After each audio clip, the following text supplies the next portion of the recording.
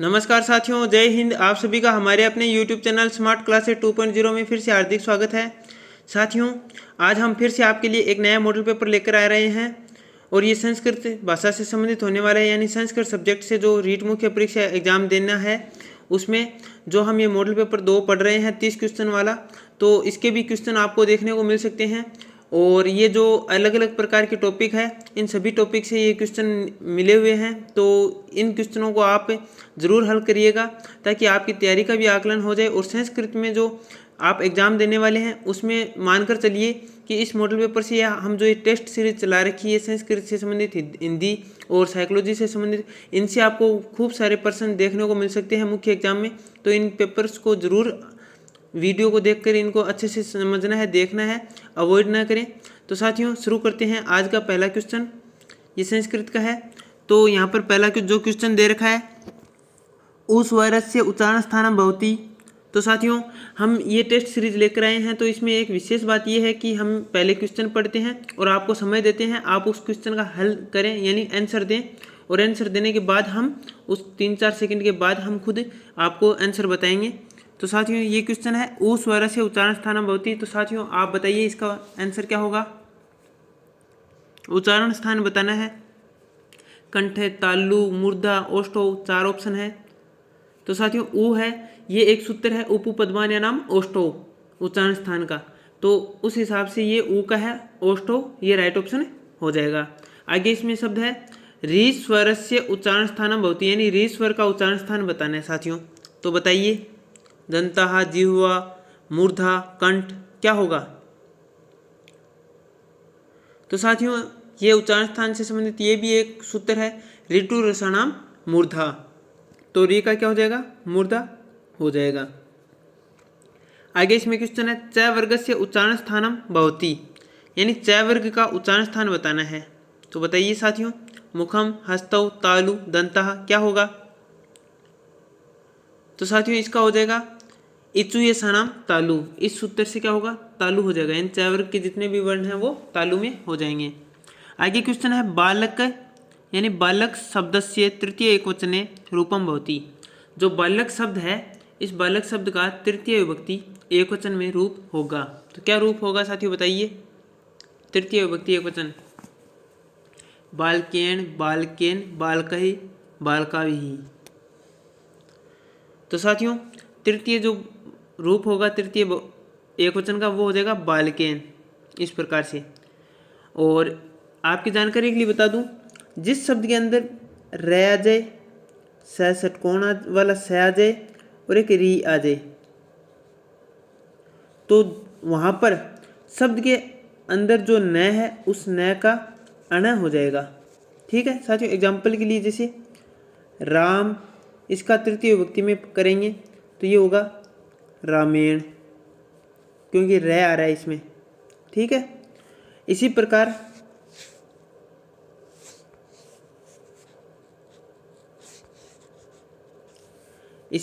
फल है, फल का तृतीय विभक्ति एकवचन में करेंगे तो क्या होगा, फलेन। बालक का करेंगे तो क्या होगा, बालकेन, क्योंकि यहाँ पर ना तो रे आ रहा है, ना री आ रहा है, और ना ही यहाँ पर षटकोण वाला वर्ण आ रहा है, इसलिए ये सारा का सारा सीधा हो जाएगा। तो बालकेन तो होगा नहीं, बालक ये बहुवचन में आएगा, तृतीय विभक्ति बहुवचन, बाल का भी ये तो होगा ही नहीं, तो इसमें बी हो जाएगा बालकेन।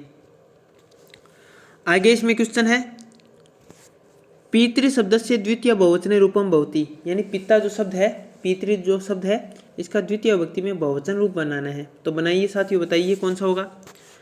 ए बै से दे, कौन सा होगा, ABCD है इसमें। तो साथियों, इसमें हो जाएगा पितृन, जो बड़ी री है वो हो जाएगी। मैंने कल भी मॉडल पेपर, पहला जो मॉडल पेपर निकाला था उसमें बताया था कि जो शब्द रूप है उसमें द्वितीय विभक्ति बहुवचन है या प्रथमा विभक्ति और द्वितीय विभक्ति का द्विवचन है दोनों का, और षष्ठी विभक्ति बहुवचन है। इन सभी में क्या होता है कि दीर्घ मात्रा ही देखने को मिलती है, तो इस हिसाब से हम याद रख सकते हैं। आगे इसमें युष्मत् शब्द से पंचमी एकवचनम रूपम भवति, यानी जो युष्मत् शब्द है इसका पंचमी एकवचन में रूप होता है। तो क्या रूप होता है साथियों, बताइए। तो हम युवाम यूयम, त्वाम, युआम, युष्मान, इस प्रकार से रूप चलते हैं इसके। तो पंचमी विभक्ति एकवचन पूछा है तो साथियों इसका हो जाएगा त्वत्। आगे इसमें गुरुवे इति रूपम अस्ति, यानी गुरुवे शब्द है, इसमें कौन सी विभक्ति वचन है बताना है। तो साथियों गुरुवे नमः है, बताइए कौन सा होगा इसमें। तो साथियों गुरुवे नमः है, नमः के अर्थ में चतुर्थी होती है, तो गुरुवे में भी चतुर्थी लगी है वैसे, तो ये चतुर्थी एक वचन हो गया। आगे इसमें क्वेश्चन है दृश्य धातु लट लकारस्य प्रथम पुरुष बहुवचने रूपम अस्ति। तो साथियों बताइए कि दृश्य धातु में जो लट लकार है उस लट लकार का प्रथम पुरुष और बहुवचन बनाना है तो क्या बनेगा। तो साथियों दृश्य धातु की विशेष बात ध्यान रखना है कि जो लट लकार होता है उसमें दृश्य चलती है, और बाकी लट लकार, लोट लकार, लंग लकार और विधिलिंग लकार की बात करें तो उसमें पश्य से रूप चलते हैं, पश्य से। ठीक है, तो यहाँ पर लट लकार पूछा है तो ये तो श्योर हो गया, पश्य से रूप चलेगा। फिर प्रथम पुरुष है और बहुवचन है तो इसका रूप चलेगा पश्यति, पश्यतः, पश्यन्ति। तो यहाँ पर पश्यन्ति ये रहा, तो ये इसका राइट ऑप्शन हो जाएगा, क्योंकि दृश्य धातु लट लकार प्रथम पुरुष बहुवचन पूछा है तो पश्यन्ति। ये अगर लिट लकार में पूछ लिया जाता तो द्रक्ष्यन्ति कर देते। ठीक है, लेकिन यहाँ पर लट लकार में पूछा तो पश्यन्ति हो गया। आगे इसमें सेव धातु लंग लकारे उत्तम पुरुष एकवचने रूपम भवति। जो सेव धातु है आत्मनेपदी वाली, उसका लंग लकार में उत्तम पुरुष एकवचन में रूप क्या बनेगा ये पूछा है। तो बताइए साथियों कौन सा रूप बनेगा। तो इसका उत्तम पुरुष एकवचन में जो रूप बनेगा लंग लकार में सेव धातु का, वो बनेगा असेवे। आगे क्वेश्चन है पा धातु विधिलिंग लकारे मध्यम पुरुष बहुवचने रूपम, यानी पा जो धातु है पा, उसका विधिलिंग लकार में मध्यम पुरुष में जो बहुवचन रूप है वो बनाना है। तो साथियों क्या बनेगा, जैसे पठ का बनाते हैं तो ये होता है पठेत, पठेताम, पठेयुः, पठेः, पठेतम, पठेत, मध्यम पुरुष बहुवचन तक। तो इसका क्या बनेगा। तो साथियों इसमें ए में पिबेत दे रखा है, सी में पिबेतम दे रखा है, पिबेम दे रखा है, बी में लिखा हुआ नहीं है, तो साथियों इसका बी ही ऑप्शन राइट होगा। तो ये हो जाएगा पिबेत, इस प्रकार से हो जाएगा पिबेत। कहने का मतलब ये है जो ए में दिखा रखा है पिबेत, इसमें तो हलंत लगा है, और जो अभी बी वाला लिखा है हमने पिबेत, इसमें हलंत नहीं लगा। तो हलंत नहीं लगेगा मध्यम पुरुष बहुवचन में विधिलिंग लकार में, तो ये हो जाएगा पिबेत बी वाला। आगे इसमें है अस धातु हो लिट लकारे प्रथम पुरुष एकवचनम रूपम भवति। अस धातु है उसके रूप बताने हैं कि लिट लकार में प्रथम पुरुष एकवचन क्या होगा। तो साथियों अस है वो अस्ति, स्था, संति, इस प्रकार से रूप चलता है, लेकिन ये जो लिट लकार में लेकर जाते हैं तो ये बहु धातु से चलता है, यानी भू धातु के अनुसार चलते हैं। भवति, भवतः, भविष्यति, भविष्यतः, भविष्यन्ति, इस प्रकार से।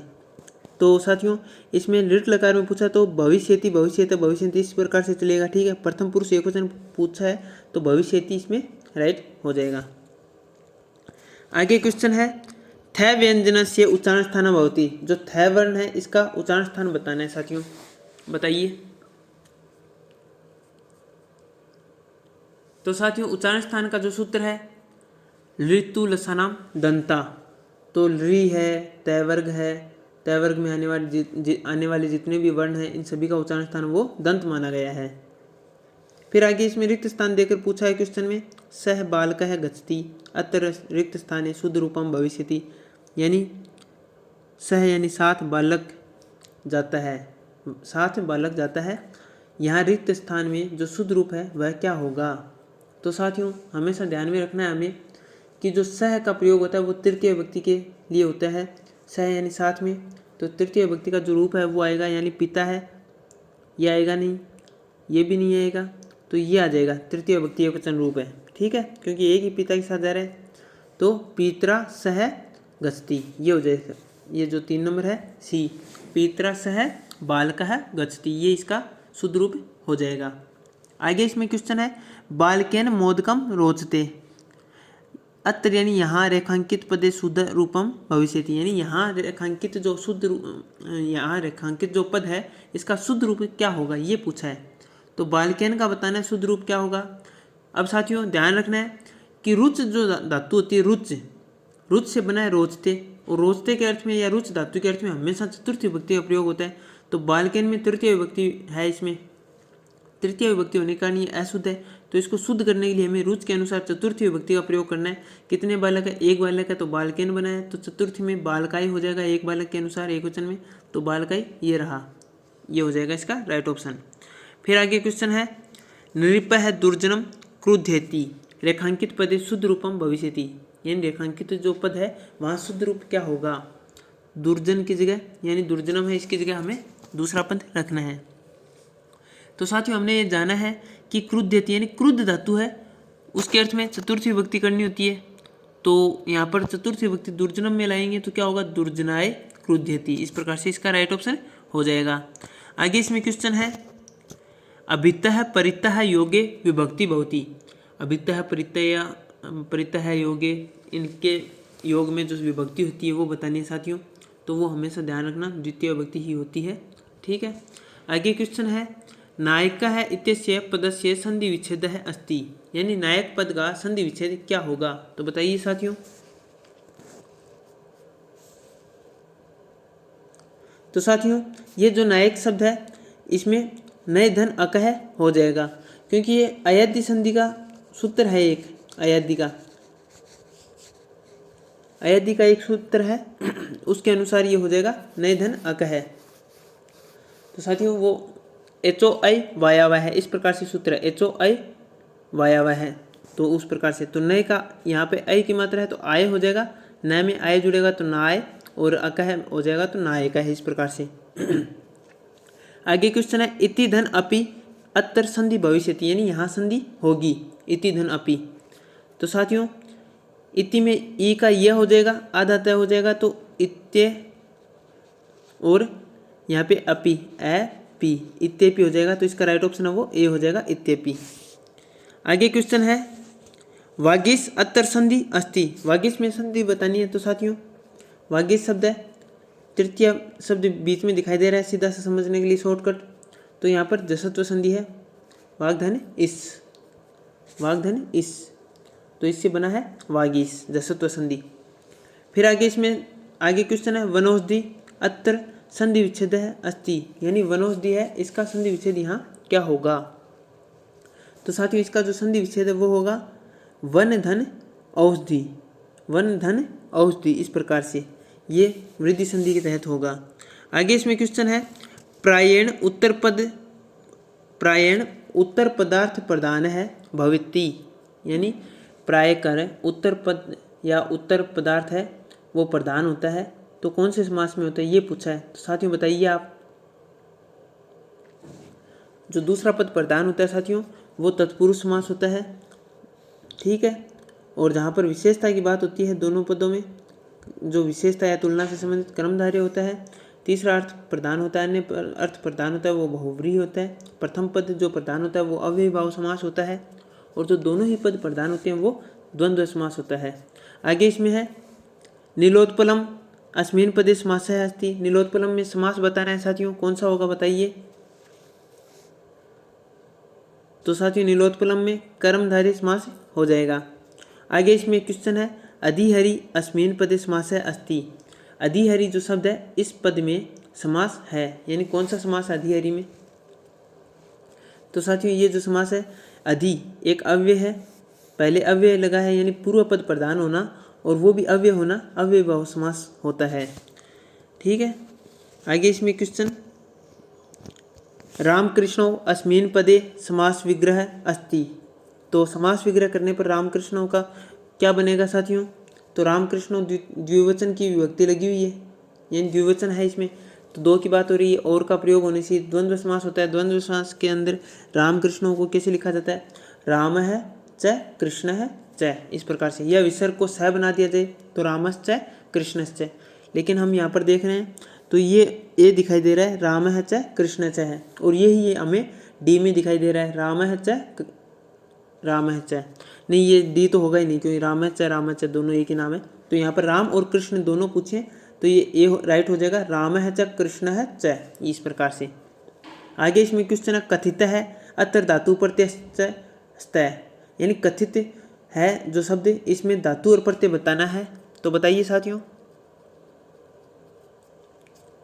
कथित में जो धातु है वो कथ धातु है और प्रत्यय है वो कत प्रत्यय है।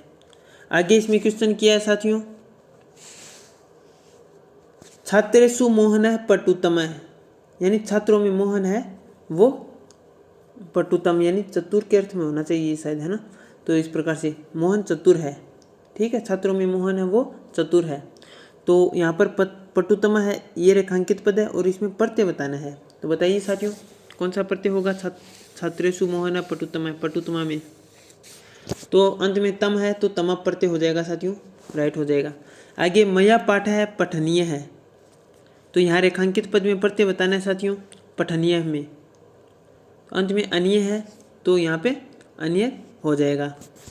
आगे क्वेश्चन है मोहन गेंद से खेलता है, अस्य वाक्य से संस्कृत अनुवादम अस्ति, यानी इस वाक्य का संस्कृत अनुवाद होता है, यानी क्या होता है, मोहन गेंद से खेलता है, बताइए साथियों।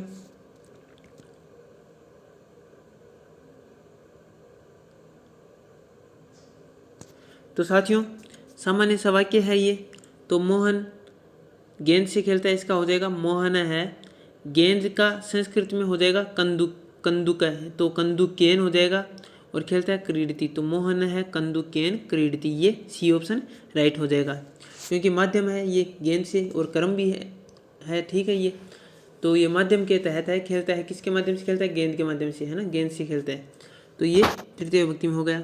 आगे इसमें वह विद्यालय की ओर जाता है, अस्य वाक्य से संस्कृत अनुवाद है अस्ति, यानी इसका संस्कृत वाक्य में अनुवाद होगा वह विद्यालय की ओर जाता है।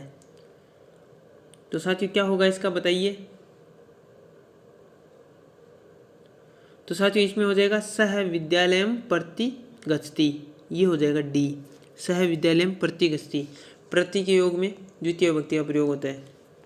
आगे इसमें वह ब्राह्मण को धन देता है, अस्य वाक्य से संस्कृत अनुवादम अस्ति, यानी इस वाक्य का संस्कृत अनुवाद करना है। तो बताइए साथियों क्या होगा, वह ब्राह्मण को धन देता है।